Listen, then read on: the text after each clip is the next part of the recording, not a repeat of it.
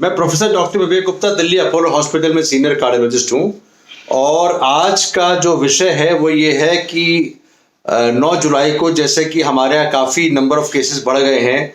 Corona virus disease कोविड-19 जो दिसंबर में शुरू हुआ और आज की तारीख में पूरे दुनिया में हलचल ये है कि 1,22,00,000 लोग संक्रमित हो चुके हैं। उसमें कुछ लोग ठीक भी हुए हैं और काफ़ी मात्राओं में मृत्यु भी हुई है। भारत में एक दिन के अंदर इजाफा हुआ, करीब 25,000 केसेस एक दिन में आए हैं और खास करके ये महाराष्ट्र, तेलंगाना, कर्नाटका, उत्तर प्रदेश इस तरह के एरिया में आए हैं। अब बात ये होती है क्या ये कम्युनिटी ट्रांसमिशन है कि नहीं है।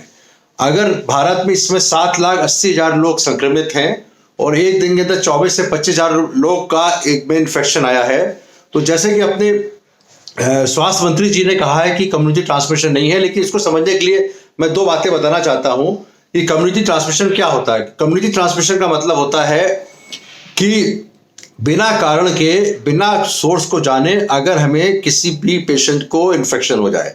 There are 4 phases of transmission. जब भी एंडेमिक या पैंडेमिक होता है उसमें पहला स्टेज होता है जैसे कि जहां पे पहले शुरुआत हुई वहां पे ट्रेवल की हिस्ट्री है, उसको इन्फेक्शन हो गया, उसको कहते हैं stage 1 of transmission.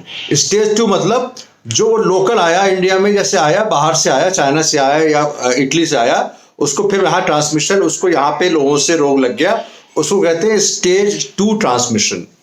Stage 3 transmission तब होता है जब एक बिना सोर्स के पता लगे, यानी कि पता नहीं उसको ट्रांसमिशन कब हो, उसको पता नहीं कि हम आज बाहर निकले और किससे ट्रांसमिशन हो, उसको पता नहीं है, उसको कहते हैं स्टेज 3 ट्रांसमिशन। और स्टेज 4 ट्रांसमिशन जब होता है एक साथ कई जगह एक साथ हो जाता है। कई बार एक्सपर्ट्स ने ये राय दी है कि ये ट्रांसमिशन शायद कम्युनिटी ट्रांसमिशन हो चुका है हमारे यहाँ। Indian council of medical research ने और स्वास्थ्य मंत्रालय ने इसको हमेशा नकारा है। तो ये थोड़ा डिबेटेबल टॉपिक है कि हमारे कम्युनिटी ट्रांसमिशन हुआ है, यानी कि स्टेज 3 ट्रांसमिशन जब सोर्स का पता नहीं लगता उसको कहते हैं कम्युनिटी ट्रांसमिशन। एक ही दिन में अगर 24,000 25,000 केसेस आएंगे, लेकिन इसका कारण शायद टेस्टिंग को बढ़ाना भी है। अगर हमारी टेस्टिंग रेट बढ़ गई है, जो कि काफी पहले से काफी ज्यादा, इस समय 2.5 लाख केसेस हम लोग टेस्ट कर रहे हैं एक दिन के अंदर और हमारी क्षमता 3.5 लाख केसेस करने की है, तो दैट में भी उसकी वजह से शायद ये कम्युनिटी ट्रांसमिशन वाली बात है, या कम्युनिटी ट्रांसमिशन हुआ है कि नहीं हुआ ये डिबेटेबल है। स्वास्थ्य मंत्रालय के हिसाब से ये कम्युनिटी ट्रांसमिशन की स्टेज नहीं है, इसलिए हमको डरने की जरूरत नहीं है।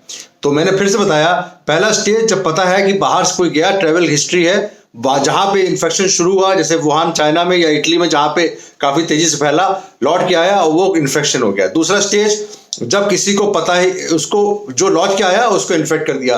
तीसरा जब सोर्स का पता नहीं, उसको कहते हैं कम्युनिटी ट्रांसमिशन। और चौथा जब एक साथ काफी लोग जब संक्रमित होते हैं। तो हमारे हिसाब से अभी शायद कम्युनिटी ट्रांसमिशन की स्थिति हमारे नहीं है, इसलिए डरने की जरूरत नहीं। Thank you very much. Doctor Vivek Gupta और 9 जुलाई अपोलो हॉस्पिटल, न्यू दिल्ली।